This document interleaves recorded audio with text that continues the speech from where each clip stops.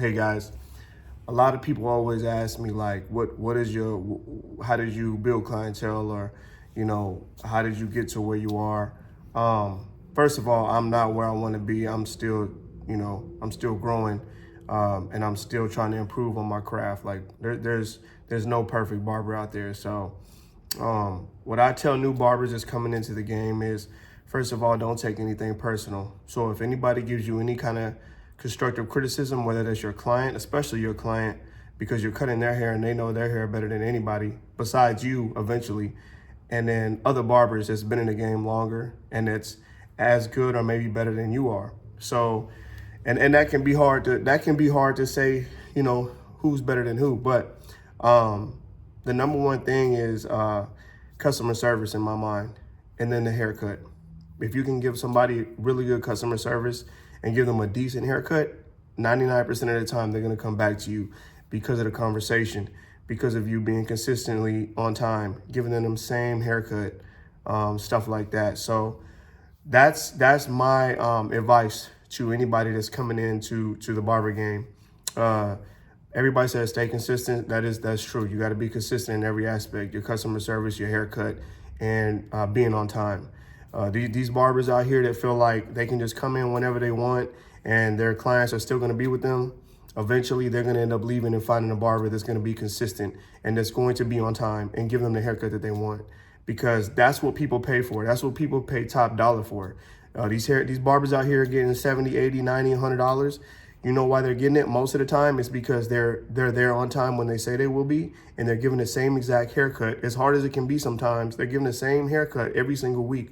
So they know that this barber A is going to be there on a Friday at 10 a.m. on the dot every week, most of the time. Now, sometimes, yes, you may be 5 or 10 minutes late because of another client, but most of the time he will be there on time, and that's what clients pay for.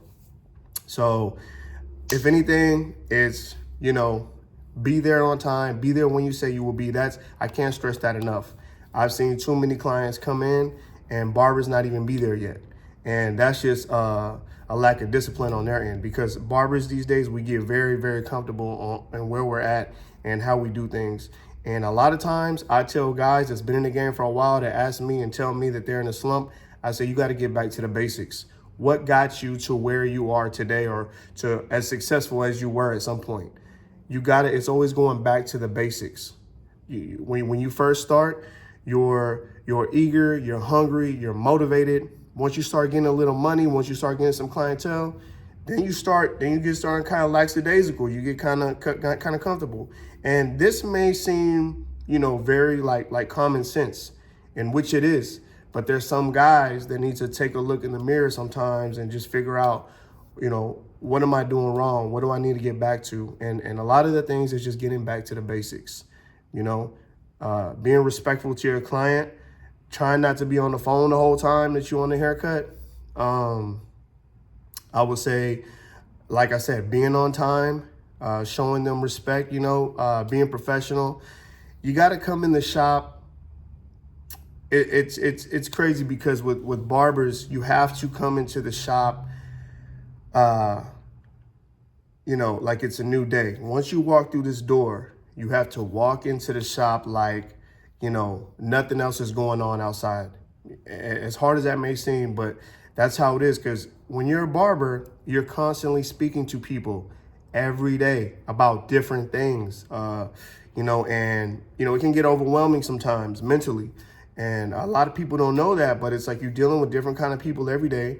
Not only your clients, but your peers, your co-workers, and other barbers as well. So it's a lot to take in. So those times you just need to come in and try to, put on a smile. And I'm not saying be fake, but hey, you got to come in and give your client the product. The product is the haircut, and it's the time that they're spending with you. You know what I mean? So I think these are very good points, and these are valid reasons on why you can be successful in this business. The other thing is, don't get discouraged. New barbers, don't get discouraged if you're coming in and you're cutting only one head a day, or you didn't cut a couple days. Because I always tell my new guys this, man, look, those days that you're just chilling and you're on your phone and you're trying to promote yourself and you're watching haircut YouTube videos and stuff like that, those times that you're just chilling, you're going to look back and appreciate those days, because there's going to be a lot of days where you're just standing up on your feet the whole entire day, not even going to have a lunch break. And you're going to look back and be like, damn, that's crazy. I remember when I used to just be chilling, sitting down, you know, eating a bag of chips waiting for a client to come in. Like, so don't get discouraged. It's part of the game. It is part of the game. You got people that go to school for 10 years and they're not getting paid. Like, I'm talking about doctors, lawyers, you know, whatever. They're going to school for 5 to 10 years. They're not getting paid. They get out and they still owe money because they went to school. They have school loans to pay. And you know, and they're being what's the word? What is the damn word for when you like an assistant? Not an apprentice, but you like well, you don't get paid. Like, you know, you don't get paid. You get done with school and then you're looking for a job. Okay? You guys go to barber school for 1,000 hours, 1,500 hours, whatever it is, and then you expect to make money right off the bat. It's like, dude, you gotta, it doesn't happen overnight like everybody says. It don't happen overnight. So you have to be patient, man. I mean, when you get into this game, when you get into the barber industry, you gotta understand things aren't gonna shake overnight. Things aren't going, and I know you guys hear this all the time and it sucks, but you're not just gonna make like, you know, $2,000 a week right off the bat or whatever you expecting to make. Like, it takes time. Just like anybody else that comes out of any industry, you don't make money right out of college immediately. And if you do, that's great. But you spent 5 years in college, so you're going to barber school for 1 year. I mean, just think about it like this: the next year, that's only 2 years of your life. You know what I mean? That you're gonna have to go without making a little bit of bread. You're gonna have to find out a way to do it, and you got to make sacrifices when you're in this business, and that's just the reality of it. And I know a lot of you guys have families, you got mortgages, you got all kind of stuff because you're transitioning from another type of career path, and now you're going into trying to be a barber. So it could be tough, man, but if you stick with it, it'll pay off heavy, I promise you. And you know, take advice from mentors or people that's been in the game longer than you have, because a lot of us have already made the mistakes, and we can give you the advice or the you know, how we switched it up or what we had to do to correct those mistakes. So, you know, hey, don't get discouraged. But hey, it ain't for everybody. So I'll say that.